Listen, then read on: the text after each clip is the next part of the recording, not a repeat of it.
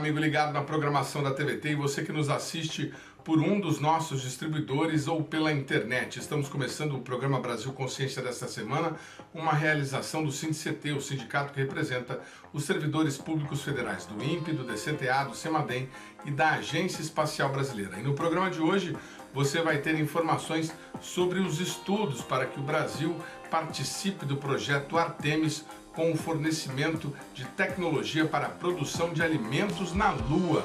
A Agência Espacial Brasileira e a Embrapa realizaram na última semana um workshop no qual foi discutida a possibilidade de plantar batata doce e grão de bico no nosso satélite natural. Daqui a pouquinho você fica sabendo de mais informações. Você também terá um detalhamento do cronograma anunciado pela Agência Espacial Brasileira para o lançamento, finalmente, do VLM, o Veículo Lançador de Microsatélite, que deve ser o principal foguete brasileiro em atividade nos próximos anos. Tem teste com o motor S-50 previsto para o meio deste ano.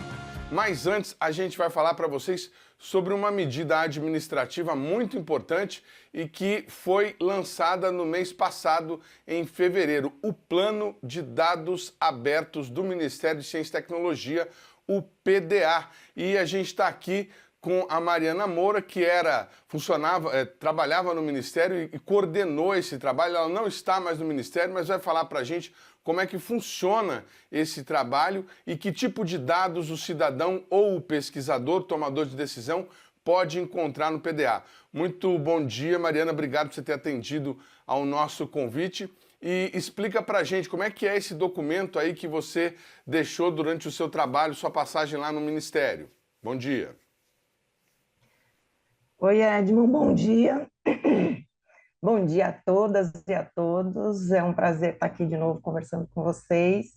E, inclusive, para falar de um trabalho assim tão legal como esse plano de dados abertos. Então, agradeço muito o convite por estar aqui conversando com vocês sobre o plano. Esse plano, ele foi coordenado, organizado, realizado pela Coordenação de Governança de Dados do Ministério de Ciência, Tecnologia e Inovação, que é dirigido pela Maíra, uma técnica com uma formação bastante consistente nessa área de dados abertos, e pela equipe toda, né, da coordenação, que é formada só por mulheres. Então, você vê que esse é um documento feito a muitas mãos por muitas mulheres bastante competentes. Que bacana. Mas me esclareça, por gentileza, a minha curiosidade e a curiosidade do nosso telespectador. Que tipo de informação o interessado pode encontrar no plano? A gente pode descobrir, por exemplo, se existem pesquisas e quais são elas em determinada área, ou a gente se atém mais a dados sobre investimentos e questões administrativas da pasta? Tá, então esse plano desse ano, na verdade, teve um quadrienal anterior, né? A gente estava conversando aqui antes, que foi até 2023, e a gente precisava fazer uma nova rodada de abertura de dados para 2024 a 26. E o diferencial desse 24 a 26 é que a gente partiu do princípio de que o Ministério da Ciência e Tecnologia precisava trabalhar mais com a chamada transparência ativa do que com a transparência passiva. Veja só, transparência passiva é quando a gente recebe umas demandas da sociedade de informações, a chamada Lei de Acesso à Informação ou uma série de outros instrumentos que obrigam, né, o Estado brasileiro a liberar alguns tipos de informação. Isso é transparência passiva. A gente resolveu fazer uma transparência ativa, ou seja, pegar as informações mais solicitadas pela sociedade e já deixar elas abertas, para que a gente não tenha que ficar respondendo o tempo todo a mesma pergunta, né? Então, se vocês observarem lá, o plano de dados foi publicado na página de dados abertos do Ministério da Ciência e Tecnologia, então você vai lá, mcti, né, .gov.br, tem a parte acesso à informação, lá tem dados abertos, e foi publicado lá o mês passado o plano. Esse plano, ele tem esse documento, ele tem todo o processo pelo qual a gente chegou a algumas bases de dados. Então, ele determina que ao longo dos próximos 4 anos, a cada 6 meses, o Ministério disponibilize para a população na sua página, né, da internet, algumas bases de dados que são as mais solicitadas, nesse caso, né, nesse ano, que são as mais solicitadas pela população. Então, foi feita uma matriz para a gente determinar quais são essas bases de dados. A gente teve o auxílio, né, a colaboração e contribuição da ouvidoria do Ministério e do assessor de controle interno do Ministério para determinar quais eram essas bases que eram mais solicitadas. E, a partir disso, foi feito um planejamento, de acordo, obviamente, com a capacidade, né, dos técnicos, quantidade de tempo disponível dos técnicos do Ministério para fazer essa abertura de dados, porque tem que tabular, né, tem que colocar num determinado padrão para que todos possam ter acesso, baixar em PDF, baixar em Excel, ou baixar fazer o download de acordo com alguns critérios, né, técnicos de abertura de dados. Então, você vai encontrar, por exemplo, informações da Secretaria Executiva, bases de dados da Secretaria de Programas e Políticas Estratégicas do Ministério, base de dados da Secretaria de Desenvolvimento Social do Ministério. Tem uma base de dados muito legal que entrou nesse plano de dados abertos, que é informações sobre participantes da Semana Nacional de Ciência, Tecnologia e Inovação, né, quantidade de participantes, municípios, participantes e tal. Então, esses são dados que vão estar regularmente, a partir de agora, dentro da página do Ministério. É por isso que vocês disseram e dizem, né, vocês, quando eu digo, estou incluindo a senhora ainda no rol do Ministério, que esse é um plano de dados que traz o maior número de dados entre todos os que já foram publicados? A gente está com, se eu não me engano, 6 bases de dados. Deixa eu só verificar aqui. É uma base de dados a cada 6 meses do plano. Vamos ver aqui. Acabou, no final das contas, ficando com 5 bases de dados, 5 grandes bases de dados do Ministério. Conjuntos de dados, né? A gente vai ter o portfólio de produtos financeiros, que é vinculado à Secretaria Executiva. A gente vai ter os dados dos processos do CTN-Bio, que também é uma coisa que bastante requisitada pela sociedade através de leis de acesso à informação, que é da Secretaria de Políticas e Programas Estratégicos. A base de dados sobre a Semana Nacional de Ciência e Tecnologia, que é da Secretaria de Desenvolvimento Social. A base de dados sobre o Sistema Integrado de Gestão em Ciência, Tecnologia e Inovação, que é um sistema que foi desativado, mas existe esse sistema e existe essa base de dados, e também era uma base bastante, ainda é uma base bastante requisitada pela sociedade. E a base de dados do Adapta Brasil, que são indicadores de impacto, né, em recursos hídricos, segurança alimentar, segurança energética, infraestrutura portuária e saúde, né, que também vai ficar aberto. Em abril sai a primeira base, depois em julho de 24 a segunda, em novembro de 24 a terceira, em abril de 25 e setembro de 25 a quarta e a quinta base de dados. Dados todos que vocês compilaram ou estão compilando para publicar, a primeira a senhora falou agora em abril, eles são rotineiramente enviados pelos órgãos, por exemplo, o Adapta Brasil, feito aqui no INPE, pelo pessoal do INPE, reúne dados aí de diversas fontes no Brasil todo. Eles é que abastecem o sistema para vocês? Exatamente. Algumas bases de dados são anuais, né, os dados são alimentados uma vez por ano. 2 delas são bianuais, então a cada 2 anos a gente tem essa compilação geral dos dados, e o sistema de gestão, como está inativo, a gente vai publicar os dados durante o período em que esteve ativo no Ministério essas informações. Compartilhar aqui, mas como eu sou leigo no assunto, eu vou pedir para a doutora Mariana, a senhora não está liberada aí, a senhora compartilha a tela da senhora para a gente navegar junto aí, a senhora mostrar para a gente o que tem nessa base de dados, por gentileza? Vamos lá. Abriu aí? Abriu, tá aqui, tranquilo.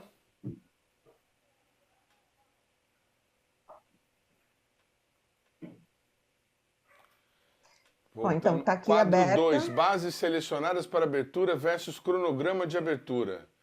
Portfólio de produtos financeiros, que a senhora tinha dito. CTN Bio, dados de processamento pelo CTN Bio. Vai abrir em julho de 2024, esse ano ainda.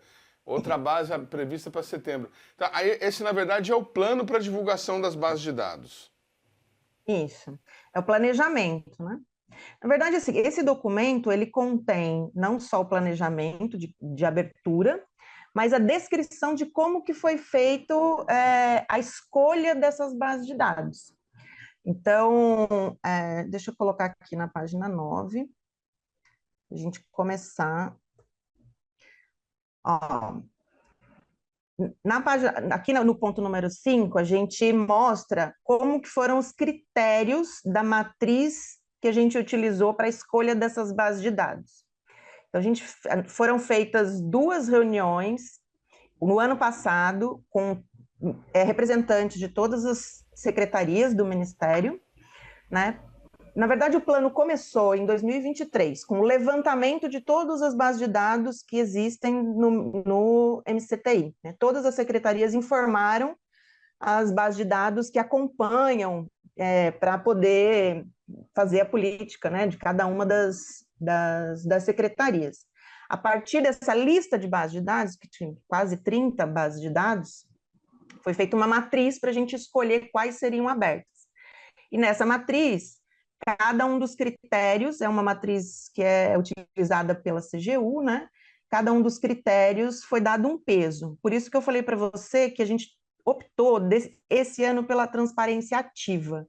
A gente colocou o maior peso na matriz para o grau de relevância para o cidadão e os mais solicitados pela Lei de Acesso à Informação. Então, foi o maior peso, a gente colocou o maior peso para aqueles que tinham mais solicitação pela Lei de Acesso à Informação. Mais, então, inclusive, esses foram os critérios do que obrigatoriedade legal de divulgação. Exatamente. Porque a obrigatoriedade legal a gente já tem, entendeu? Então, a gente não precisa exatamente colocar um peso. Se é obrigatório, Se é obrigatório, não precisava nem ter peso, né? Exatamente. Mas como esse critério estava na matriz, a gente teve que manter, né? Mas como o que já é obrigatório, a gente realmente tem que divulgar, a gente resolveu colocar o que não é obrigatório como maior peso, que é o que é solicitado pela Lei de Acesso à Informação. Então, a gente colocou aqui o maior peso para a Lei de Acesso à Informação. O segundo maior peso é para a obrigatoriedade e a projetos estratégicos do governo.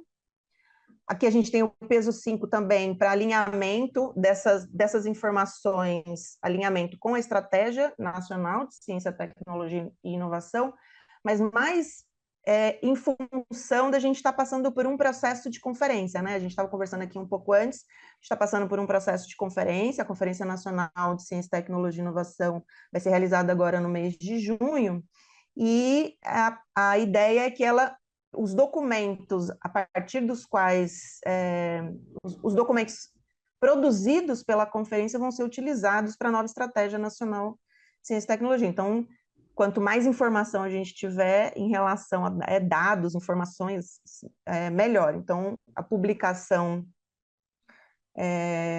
de bases alinhadas com a ENCT são importantes para esse processo de conferência. E em quarto lugar, bom, então, em primeiro lugar, o grau de relevância e alinhamento com a estratégia, em segundo lugar, obrigatoriedade e projetos estratégicos do governo e possibilidade de fomento a novos negócios na sociedade, então a utilização dessas informações pode gerar novos negócios, então esse foi também um critério utilizado. Depois, em terceiro lugar, o estímulo ao controle social e a capacidade de fomento ao desenvolvimento sustentável. E, por último, o valor histórico para a política de ciência e tecnologia nacional. Então, esses foram os critérios utilizados na matriz para a escolha de quais bases de dados seriam abertas nesse próximo PDA. Muito bacana. Eu vou pedir para a doutora Mariana fechar a janelinha para a gente voltar a conversar aqui agora.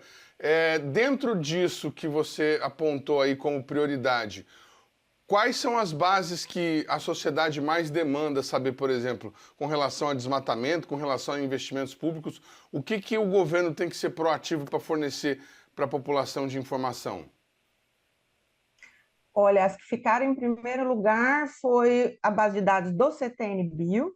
Realmente, essa foi uma das que mais foi solicitada para abertura pela população. Deixa eu ver aqui uma outra aqui. Em segundo lugar aqui ficou o próprio sistema de gestão, né, que foi inativado, como eu falei. A gente tem o sistema de informações e análises sobre o impacto das mudanças climáticas, que também o Adapta Brasil, que também entrou. Em quarto lugar, o Plano de Ação Tecnológica, o TNA Brasil, que é o Planos de Ação Tecnológica Prioritários.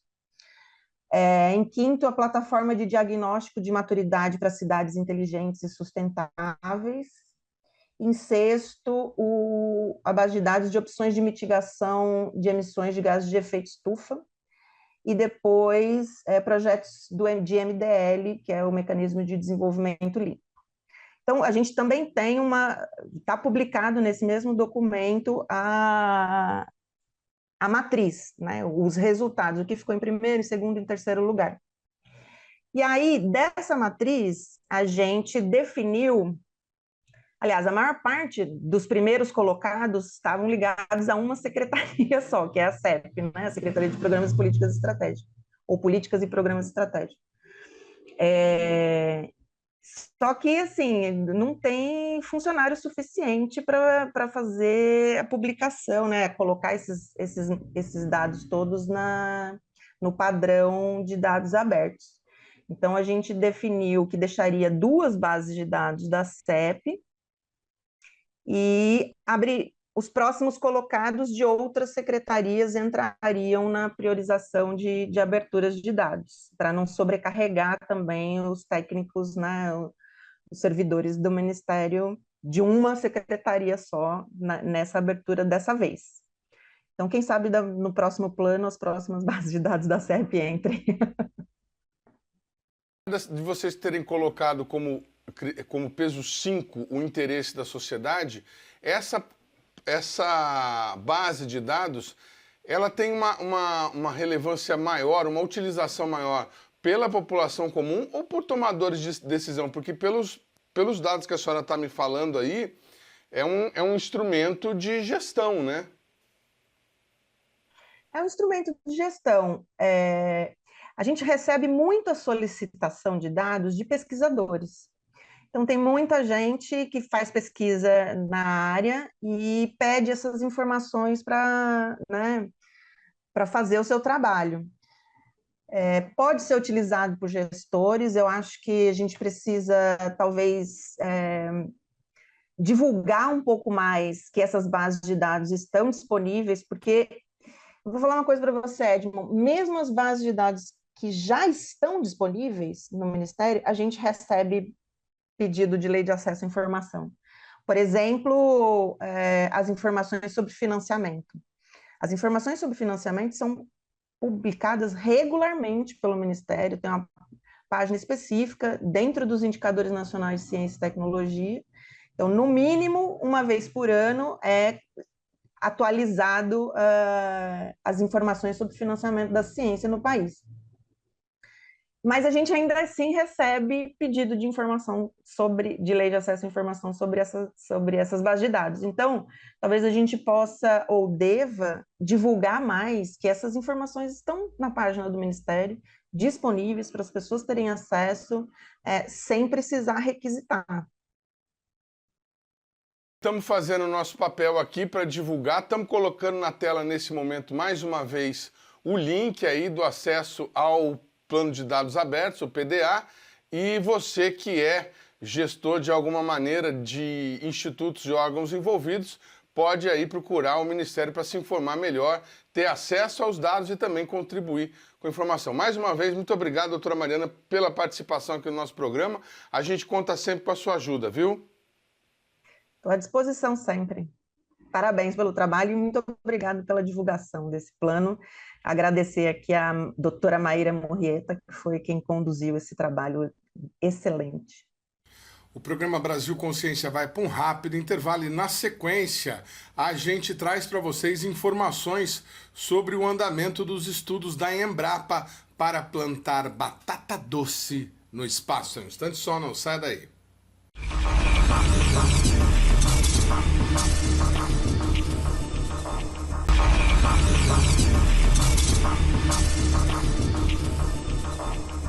Segundo bloco, o programa Brasil Consciência de volta, e a gente fala agora sobre essa iniciativa envolvendo a Agência Espacial Brasileira e a Embrapa para produzir alimentos no espaço. Como alguns de vocês sabem, a Agência Espacial Brasileira assinou um convênio com a NASA para participar oficialmente do projeto Artemis, que pretende não apenas retornar com uma missão tripulada à Lua, mas também instalar uma base permanente de astronautas no nosso satélite natural. Essa base deve ter capacidade para produzir seu próprio oxigênio e também para produzir alimentos e permitir aí estadias prolongadas. Neste aspecto, nessa parte é que o Brasil está participando, conforme nós já mostramos aqui nesse programa em entrevista exclusiva com o novo presidente da Agência Espacial Brasileira, que foi quem assinou esse convênio com a Embrapa. Agora eles estiveram reunidos nesta última semana lá em Campinas,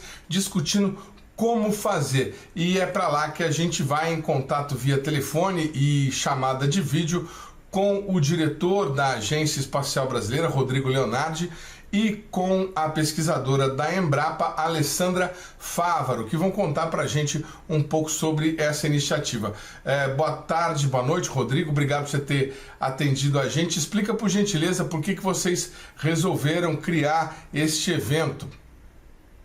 Hoje, no dia 14 de março de 2024, eu, Rodrigo Leonardi, da Agência Espacial Brasileira, estou aqui na Embrapa Territorial, na cidade de Campinas, no interior de São Paulo, promovendo um diálogo com colegas da Embrapa, do Ministério de Ciência, Tecnologia e Inovação, INPE e outras organizações e universidades brasileiras para discutir o tema de agricultura espacial como uma contribuição brasileira no marco dos acordos Artemis que o Brasil celebrou há quase cerca de 3 anos, em 2021. Nós temos discutido o potencial do Brasil contribuir com a sua expertise na questão da agricultura espacial, promovendo uma visão de que em algum momento na próxima década a humanidade estará retornando para a Lua, já com o intuito de ter uma presença contínua na superfície desse satélite natural da Terra. E a humanidade, obviamente, não vai conseguir completar essa visão de futuro de uma permanência contínua se ela não dominar as tecnologias básicas de levar consigo a agricultura para cultivar no interior de ambientes fechados, né? Também no ambiente cislunar e também em cavernas na Lua. Então estamos aqui discutindo uma visão de futuro. O Brasil tem expertise e a Embrapa, especialmente a Embrapa, tem uma tradição e um reconhecimento mundial nessa área. Estamos muito motivados em conectar a nossa comunidade brasileira de cientistas com a comunidade internacional nesse tema do Artemis, especialmente em agricultura espacial. Muito bem, vamos falar agora então com a representante da Embrapa, que organizou esse workshop lá em Campinas, doutora Alessandra Fávaro, que está nos acompanhando pelo celular lá em Campinas, nos ajudando a entender aí essa reunião. Professora, muito obrigado por a senhora ter atendido o nosso convite. A gente gostaria de começar perguntando o porquê da escolha da batata doce e do grão de bico para realizar as pesquisas iniciais de cultivo na Lua. Sim, nós escolhemos, depois de bastante discussão entre o grupo, nós escolhemos a batata doce porque é uma planta que é rica em carboidrato de lenta absorção, né? Então as raízes são ricas em carboidrato e as folhas elas podem ser consumidas na forma de salada e elas são ricas em proteína e ricas em fibra também. A batata doce que nós estamos escolhendo, ela é do tipo roxa, que é rica em antioxidantes também, o que é bastante interessante na prevenção do câncer. Então, é uma cultura também que não demanda muita água, então é eficiente no uso de água. E em situações extremas, como na Lua, a ideia é evitar excesso de resíduo. Então, a batata doce a gente consegue consumir praticamente ela inteira, e evitando ter resíduos. Já o grão de bico, ele é um grão, né, rico em proteína, rico em fibras, de alta versatilidade. Você pode fazer vários tipos de prato, até hambúrguer você faz, né? E também é rico em triptofano, que é um precursor da serotonina, e que isso aí é muito interessante na melhoria do humor das pessoas em situações de ambientes fechados ou estressantes, como acontece com os astronautas. Isso pode ser bastante interessante. E aí fica essa dobradinha, né, de um alimento rico em carboidrato e outro rico em proteína, que seria a base alimentar das pessoas, como é o arroz e feijão. Né? Então, por isso nós escolhemos essas duas culturas, além de outras características na parte de pesquisa, né? Produção e uma série de outras, genética e etc. Muito bem, a gente estava conversando aqui também que essa é uma pesquisa bastante interdisciplinar, por assim dizer, está reunindo 12 institutos e aproximadamente 40 pessoas. Que formações são essas? O que o pesquisador cientista brasileiro que está participando, de que áreas são esses cientistas? O que eles sabem para poder participar desse projeto tão importante? Sim, na verdade são 13 instituições de pesquisa, várias universidades de renome no Brasil, nessa área principalmente agrícola. Tem situações do tipo físicos, químicos, engenheiros, biólogos, agrônomos, e todos eles na ideia de ou fazer uma melhoria na própria planta, induzir uma geração de nova variabilidade genética, e para isso nós precisamos de físicos para a indução dessa geração, né, dessas variabilidades. E a seleção das plantas são feitas pelos melhoristas, então nós temos essa equipe, melhoristas especialistas em grão de bico e batata doce.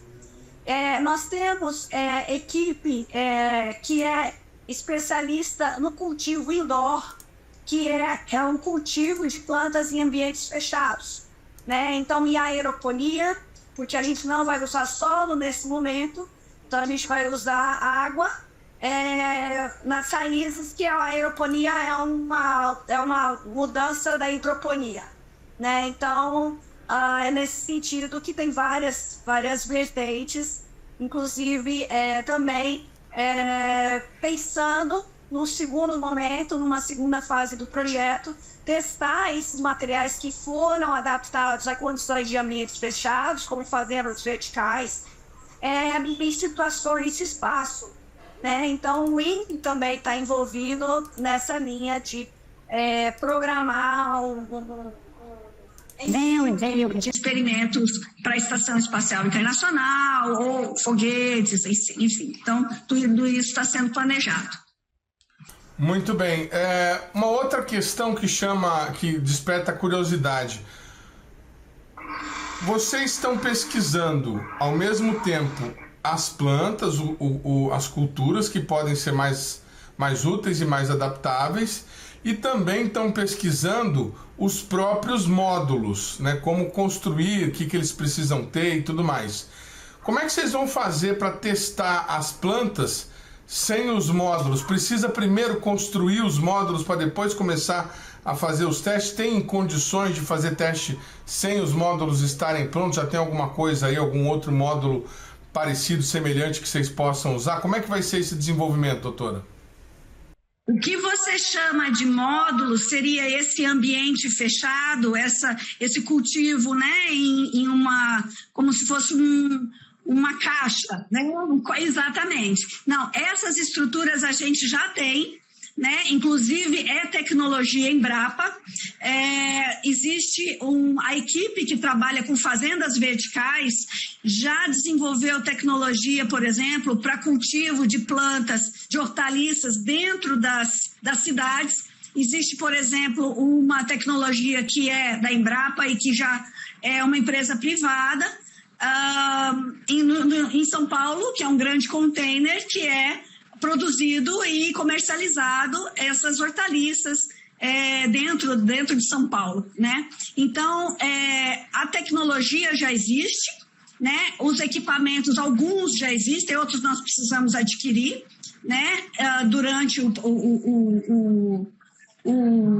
projeto, e vai ser a partir daí que nós vamos simular esse cultivo dentro de ambientes fechados, o cultivo indoor, né? Então, a gente já tem essa possível tecnologia para outras culturas, mas a gente precisa adaptar para grão de bico e para batata doce. Isso é uma novidade. Neste vídeo, publicado há 3 anos, a Embrapa mostra como a tecnologia funciona e por que ela é ideal para uso no espaço. Imagine uma fazenda onde tudo é controlado. A quantidade de nutrientes que a planta recebe, a incidência de luz, a temperatura, a umidade relativa do ar e até a concentração de gás carbônico na atmosfera. Nessa fazenda também é possível reaproveitar praticamente toda a água utilizada na produção, sem nenhum tipo de desperdício. Em uma propriedade tradicional, é impossível pensar nesse tipo de controle, mas nas chamadas fazendas verticais e nas fábricas de plantas, isso é perfeitamente possível. Nesses sistemas de agricultura indoor, os cultivos são feitos sem solo ou substratos e a iluminação artificial é mantida com painéis de LED. De acordo com o pesquisador da Embrapa Hortaliças, Ítalo Guedes, coordenador do projeto, do ponto de vista econômico, a escolha das espécies cultivadas é uma etapa importante da pesquisa científica. Hortaliças com alto valor agregado e ciclo de produção mais curto, com várias safras ao ano, garantem a viabilidade econômica do empreendimento. As hortaliças que melhor se adaptam ao sistema de produção indoor são aquelas hortaliças de menor porte, de ciclo produtivo mais curto, ou seja, de menor período entre o plantio ou transplantio e a colheita, e hortaliças que tenham um valor de mercado interessante, né, para que o produtor possa pagar o investimento. O investimento inicial é alto desse tipo de sistema, então é necessário que se pague. Né? Então, e hortaliças que tenham preferencialmente um componente agronômico que nós chamamos de índice de colheita alto, que é a quantidade de biomassa que a planta utiliza para produzir a parte colhível. Né? No caso das alfaces, das folhosas, as folhas, né? Nós estamos testando também hortaliças de fruto de alto valor de mercado, tomate cereja, pimentões coloridos, morango. São essas hortaliças, esse tipo de hortaliças que tem mais interesse, que são mais adaptadas a esse tipo de sistema. As vantagens da agricultura indoor para o produtor são a possibilidade de produzir independente das condições climáticas. Essa é a principal vantagem. Independente se chove, se faz sol, se faz calor, se faz frio, ele vai ter sempre um clima constante dentro da estrutura, e esse clima, essas condições ambientais são aquelas condições melhores para as plantas cultivadas. uma alta economia de insumos, principalmente água e nutrientes, adubos, né? E uma maior eficiência fotossintética, ou seja, a planta aproveita mais a luz, porque nós utilizamos lâmpadas artificiais, tipo LED, né, em que são produzidos apenas aqueles espectros, aquelas cores que as plantas realmente utilizam na fotossíntese. E, né, claro, uma continuidade de produção. Lembrando, claro, que o investimento inicial é alto. Para o consumidor, a qualidade, né, do produto produzido é a maior vantagem. Nós temos aqui produtos sem nenhum contato, né, com defensivos agrícolas, utilizando a quantidade certa de água e de nutrientes. São produtos que têm as quantidades de nutrientes minerais realmente requeridas e todos os nutrientes estão presentes. A continuidade também de oferta e um produto que tem segurança, né? É seguro de se consumir. Isso aqui a gente pode colher e comer na hora, sem perigo, sem problema, sem precisar lavar. Os experimentos também estão avaliando qual é o melhor sistema de cultivo sem solo a partir de duas possibilidades de manejo da nutrição e da irrigação das hortaliças, a hidroponia e a aeroponia. As duas técnicas usam a mesma solução com nutrientes minerais solúveis em água. A diferença é na forma de aplicação. Na hidroponia, a solução nutritiva percorre o fundo das calhas. Na aeroponia, a solução nutritiva é jogada diretamente nas raízes das plantas com nebulizadores. Olha, nós não temos ainda o resultado conclusivo de qual desses sistemas é o mais promissor. Nós estamos fazendo as avaliações, por enquanto, estamos fazendo com tomate e com pimentão, mas devemos ainda fazer com outras espécies, por exemplo, morango, né? Mas já estamos na época de coleta de dados, já estamos coletando dados, dados de crescimento, dados de produção, dados de balanço hídrico, utilização de nutrientes. Então, nesse período do projeto, que é de 24 meses, nós deveremos ter ao final, né, tirar uma conclusão. Pode ser que um sistema seja melhor para uma espécie e outro melhor para uma outra espécie, né? Agora, o que eles têm em comum é a alta eficiência. A aeroponia, por exemplo, é uma técnica que foi desenvolvida por uma pesquisa financiada pela NASA, pela Agência Aeroespacial Americana, pensando exatamente em utilizá-la em missões espaciais. As primeiras pesquisas com cultivo em ambiente controlado foram feitas pensando em módulos, né, independentes utilizados em viagens espaciais ou mesmo em colonização de outros planetas. Claro que hoje na Terra, né, nós infelizmente temos as mudanças climáticas que têm tornado algumas regiões menos propícias ao cultivo de espécies como hortaliças, em que, por exemplo, o visual é muito importante. Então a gente não precisa ainda ir para Vênus ou para Marte ou para a Lua para utilizar esse tipo de sistema. Esse sistema já, né, se torna muito interessante para produzir. Por exemplo, né, a gente pensa sempre que um sistema desses é para regiões, né, como São Paulo, Belo Horizonte, Brasília, grandes cidades, Nova York, né, ou regiões de alto poder de consumo, né, alto poder de compra mesmo. Só que, vocês terem uma ideia, a economia de água no sistema aeropônico pode chegar a 98% de economia em relação ao mesmo cultivo em campo aberto. Ora, é um sistema com um grau de economia de água. A hidroponia pode chegar a 95% de economia. O sistema em substrato pode chegar a 70% de economia. Esse é um tipo de sistema que, se bem planejado, pode servir, por exemplo, para regiões áridas e semiáridas, né, como o Nordeste, o semiárido brasileiro, regiões pobres da África, onde ainda tem muito que se avançar em termos de adoção de tecnologia produtiva.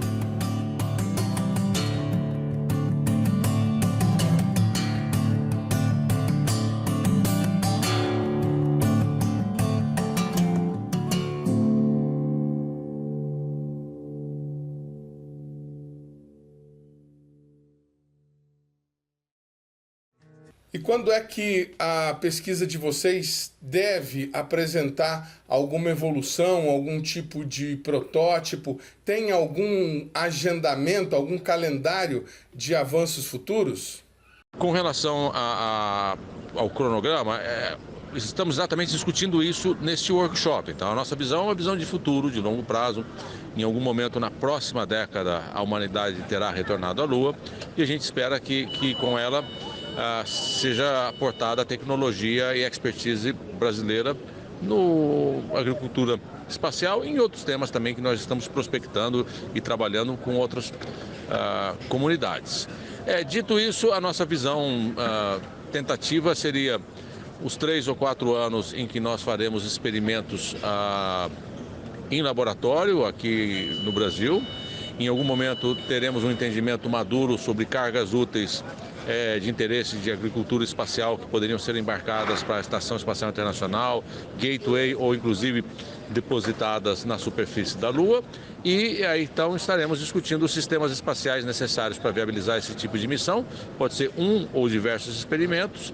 E a gente então imagina que numa terceira e última fase é a fase operacional em que o experimento ocorre com equipamento e tecnologia nacional. Como eu disse, é uma visão de longuíssimo prazo. Muito bem. Então vamos ler novamente aqui. IAC, Universidade Federal do Rio Grande do Norte, Universidade Federal de Lavras, acredito eu, UFLA, Universidade Federal de Viçosa, Universidade Federal de Pelotas, a USP representada por 2 institutos, a Exalc da USP e a Sena da USP, também a própria USP, o ITA, o IEAV, o Instituto de Estudos Avançados, o INPE, a Embrapa e a Universidade da Flórida são as instituições participantes. Eu quero agradecer demais aos 2 pela participação, pela ajuda aqui no nosso programa e sucesso com essa empreitada. Sempre que tiver notícia, estamos à disposição aqui para divulgar, viu? Muito obrigada pela oportunidade e pela divulgação do trabalho. Obrigada, viu? Eu que agradeço a oportunidade de estar aqui divulgando as iniciativas da Agência Espacial Brasileira e, em especial, da comunidade científica brasileira interessada em atuar no Artemis, em agricultura espacial. Estamos sempre à disposição para divulgar as iniciativas da agência e da nossa comunidade, dos canais de comunicação. Muito obrigado pelo interesse e pelo contato. Um grande abraço. Obrigado. O programa Brasil Consciência vai para um rápido intervalo e a gente volta já já com muito mais informações. Restante só não sai daí.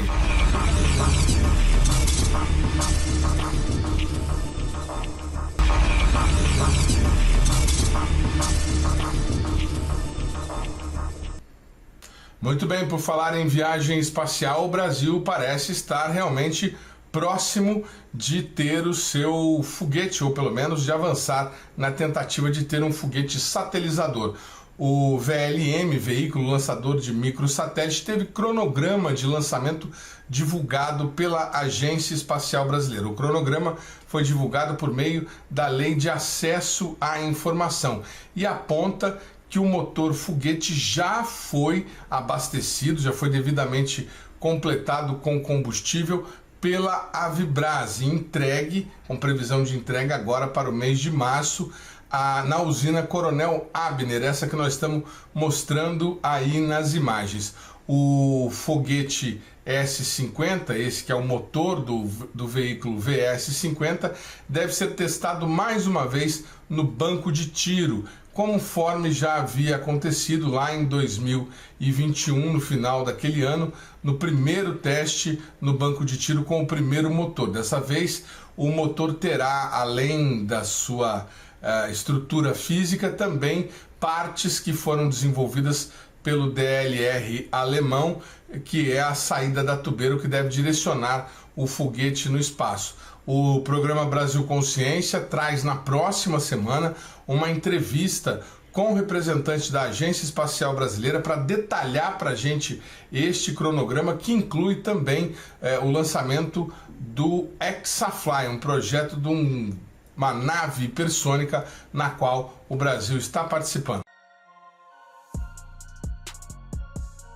O projeto Hexafly é um projeto internacional, o próprio nome dele fala Hexafly International. E ele é um projeto capitaneado pela ESA, que é a Agência Espacial Europeia. Ele tem por finalidade demonstrar a capacidade de se manobrar um veículo hipersônico, ou seja, voando a 8 vezes a velocidade do som na atmosfera terrestre. Atualmente o projeto ele é composto por 3 consórcios: o consórcio da Comunidade Europeia, o consórcio da Federação Russa e o consórcio australiano.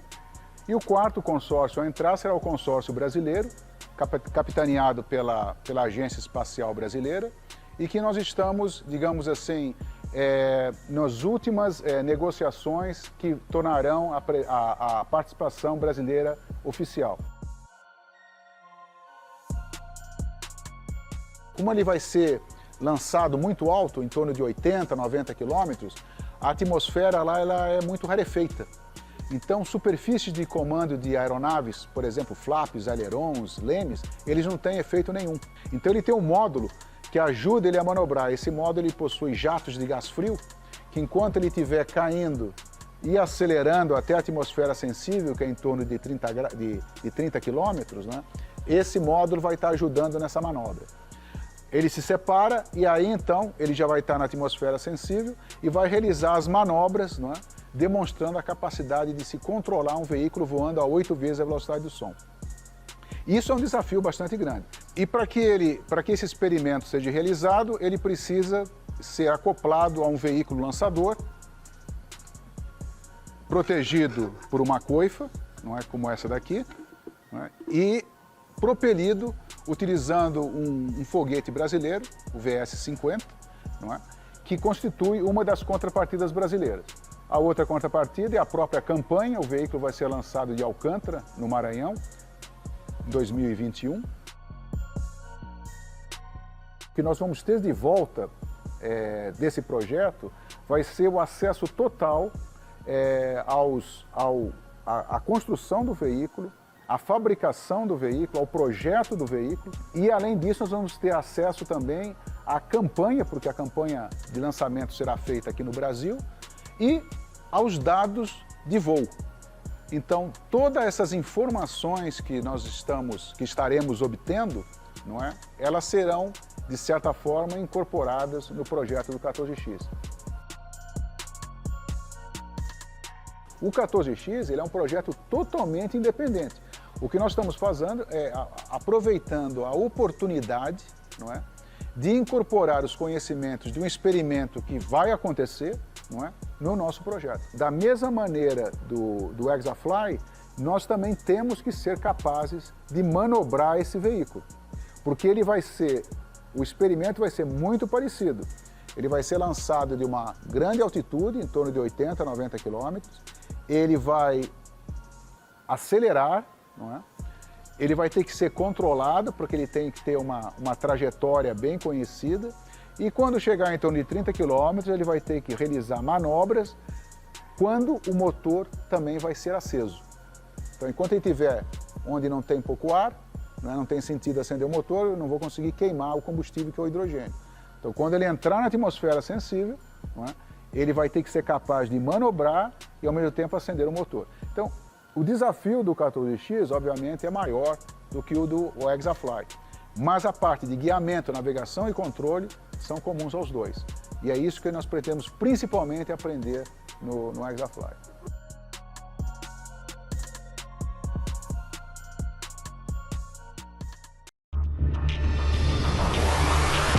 O foguete Kairos, produzido pela empresa japonesa Space One, explodiu logo depois do seu lançamento inaugural na última quarta-feira.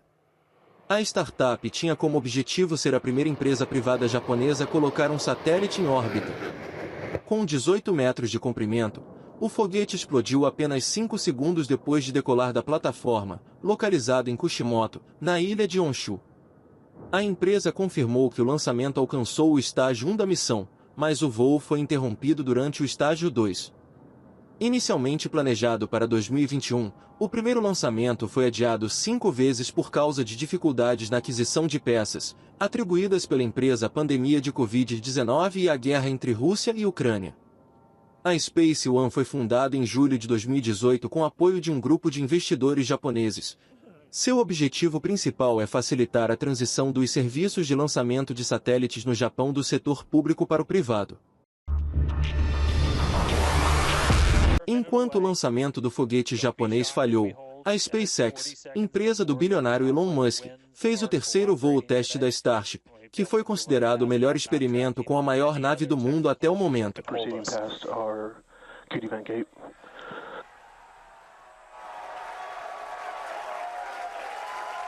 Through the QD vent gate past the 40-second hold. Flight Director Ty Huntington telling the team we are go for launch, so 20 seconds to go. Mais uma vez, não havia tripulantes e, segundo a SpaceX, a nave estava rumo à reentrada na órbita terrestre, 50 minutos depois da decolagem, quando a empresa perdeu o contato com ela. 5, 4, 3,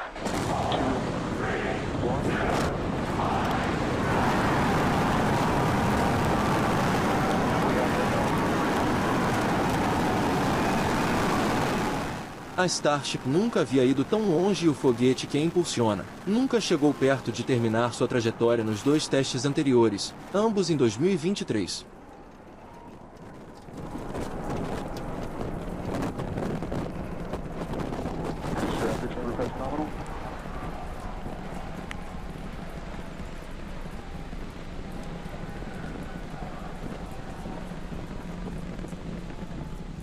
seconds into flight, we are feeling the rumble. We are seeing 33 out of 33 Raptor engines ignited on the Super Heavy booster. Booster and ship, avionics, power and telemetry nominal. Acquisition of signal, corpus Christi. Desta vez, ele se separou da nave 3 minutos depois da decolagem, mas, segundo o New York Times, o chamado primeiro estágio do veículo espacial não fez um pouso completamente bem-sucedido no Golfo do México, como previsto. At this point, we've already passed through max Q, that maximum dynamic pressure, and passing supersonic, so we're now moving faster than the speed of sound, getting those onboard views from the ship cameras.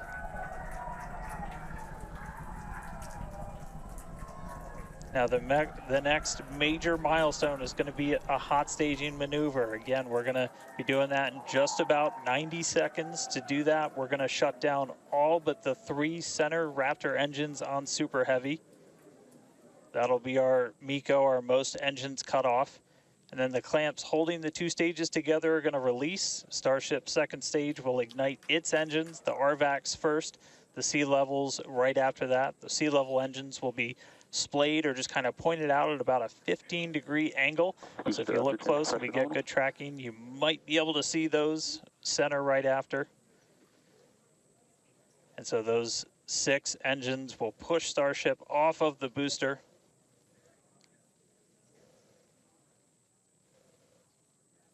Muito bacana. O programa Brasil Consciência de hoje vai ficando por aqui. Você que quiser conferir os demais programas produzidos pela rádio do CineCT, deve acessar a nossa página que está aí para você na tela nesse momento. Todo o conteúdo do nosso programa já realizado está disponível na nossa página no YouTube e também aí na página da TVT, que você provavelmente já conhece. Dúvidas, críticas, sugestões, nosso e-mail é sempre o caminho para você conseguir falar com a gente. A gente volta na semana que vem com mais uma atração inédita para vocês. Tchau, gente!